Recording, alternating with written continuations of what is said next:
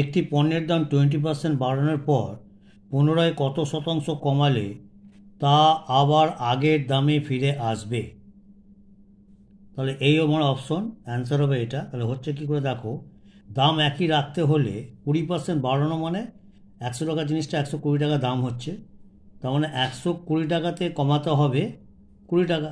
তাহলে আমার 100 টাকায় দামটা থেকে যাচ্ছে, ঠিক আছে। তাহলে 120 টাকাতে কমাতে হবে 20 টাকা।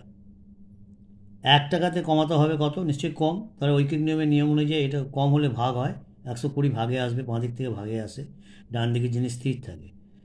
আর 1 টাকার জায়গায় 100 টাকা, 100 টাকা কমাতে হবে, মানে 100 টাকাতে কমাতে হবে কত না, 1 টাকা যদি কমাতে হয় এত, তাহলে 100 টাকাতে কমাতে হবে নিশ্চয়ই বেশি, তাহলে ইন্টু 100।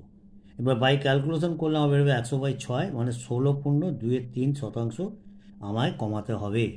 অতএব দাম একই রাখতে গেলে, মধ্যে কথা বাজেট একই রাখতে গেলে 16.23% কমাতে আমাকে হবে। এটাই হচ্ছে অ্যান্সার। Thank you.